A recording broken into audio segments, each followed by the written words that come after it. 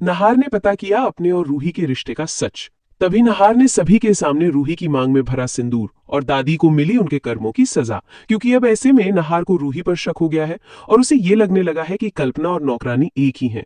और नहार को ये भी पता चल चुका है कि घरवाले उससे जरूर कुछ न कुछ छुपाने की कोशिश कर रहे हैं। इसीलिए अब नहार सच का पता लगाने के लिए एक प्लान बनाता है और चुपके से रूही पर नजर रखने लगता है। नहार अपने कामकाज का बहाना बनाकर घर में इधर उधर घूमता है ताकि किसी को शक न हो, लेकिन उसकी नजरें हर वक्त रूही की तरफ ही रहती हैं। वो देखता है कि रूही अक्सर अकेले में किसी फोटो को देखती है और उसकी आंखों में आंसू आ जाते हैं। यहाँ दूसरी तरफ रूही इस बात से अनजान होती है कि नहार उस पर नजर रख रहा है। इसी बेफिक्री में वो एक दिन अपने सिर से साड़ी का घूंघट हटा देती है। जब नहार दूर से ये दृश्य देखता है तो उसकी आंखें फैल जाती हैं। वही चेहरा, वही मासूमियत, वही आंखें जो उसके दिल की गहराई में कहीं जानी पहचानी लगती हैं। उसका शक अब यकीन में बदल जाता है। उसे पक्का हो जाता है कि नौकरानी और कल्पना एक ही है। लेकिन फिर भी नहार के मन में सवाल उठता है, अगर ये कल्पना है तो मुझे ऐसा क्यों लग रहा है कि इसका मुझसे कोई गहरा रिश्ता है। नहार ये नहीं जान पाता कि जिस लड़की को वो कल्पना समझ रहा है वो उसकी असली पत्नी रूही है। रूही अपने आप से कहती है, अब मेरे पास ज्यादा समय नहीं है, मुझे जल्द से जल्द नहार जी की याददाश्त वापस लानी होगी और उन्हें सब कुछ याद दिलाना होगा कि मैं उनकी पत्नी रूही हूं, कोई नौकरानी या कल्पना नहीं। रूही को यह एहसास नहीं है कि ये बातें नहार सुन रहा है। जब नहार के कानों में रूही की बातें पड़ती हैं तो उसका दिल जोर से धड़कने लगता है। वो सोच में पड़ जाता है कि आखिर सच क्या है। क्या ये वही है जिसे उसकी यादों के धुंधले कोनों में वो ढूंढता रहा है। तभी वो रूही के पीछे पीछे उसके कमरे तक जाता है और देखता है कि रूही अपने अलमारी में से एक पुराना फोटो एल्बम निकाल रही है। वो एल्बम खोलकर एक फोटो निकालती है जिसमें नहार, रूही और एक छोटा बच्चा रूहान साथ में मुस्कुरा रहे हैं। इस फोटो को देखकर रूही की आंखें भर आती हैं। वो तस्वीर को अपने सीने से लगाकर धीमी आवाज में कहती है, अब मुझे कुछ भी करके नहार जी की याददाश्त वापस लानी होगी और हमारे रूहान को ढूंढना होगा। जिसने भी मेरे बच्चे को हमसे छीना है उसे मैं छोड़ूंगी नहीं। नहार छुपकर ये सब देख रहा होता है।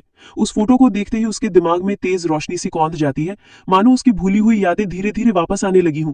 उसका सिर भारी होने लगता है और दिल की धड़कन तेज हो जाती है। उसे महसूस होने लगता है कि ये औरत सिर्फ उसके घर की नौकरानी या कोई अजनबी नहीं, बल्कि उसकी जिंदगी का वो हिस्सा है जिसे वो खो चुका था। नहार का सिर चकराने लगता है। उसके दिमाग में पुराने दिनों की धुंधली यादें तेजी से तैरने लगती हैं। रूही की हंसी, उसका स्नेह, रूहान का छोटा सा हाथ पकड़ना और वो घर जहां तीनों की खुशियां बसती थी। वो वहीं खड़ा रह जाता है, लेकिन उसकी आंखों में अब एक अलग चमक आ चुकी है। धीरे धीरे कदम बढ़ाते हुए वो कमरे में दाखिल होता है। रूही जो अपने आंसू पोंछ रही होती है, अचानक उसकी आहट से चौंक जाती है। नहार आगे बढ़कर उसके करीब आ जाता है। उसकी आंखों में गहरी नमी और चेहरे पर सच्ची पहचान की खुशी झलक रही होती है।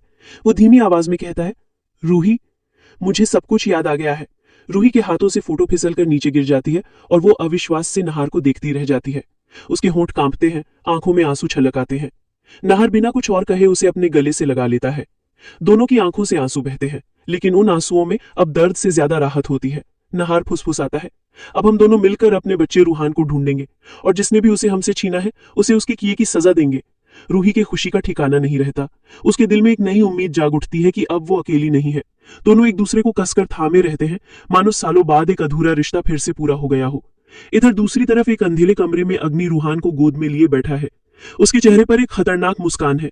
वो सोचता है कि अब ये बच्चा हमेशा के लिए उसका होगा और नहार, रूही कभी इसे ढूंढ नहीं पाएंगे। लेकिन उसे ये अंदाजा नहीं कि खेल अब पलट चुका है। नहार और रूही दोनों मिलकर अग्नि के खिलाफ ठोस सबूत इकट्ठा करने का प्लान बनाते हैं। नहार कहता है कि हमें सीधे टकराने की जगह चालाकी से काम लेना होगा। अग्नि को यही लगने दो कि हम अभी भी अलग हैं और मुझे कुछ याद नहीं है, ताकि वो बेफिक्र रहे। रूही उसकी बात मान लेती है और दोनों तय करते हैं कि सबसे पहले अग्नि के ठिकाने का पता लगाया जाए।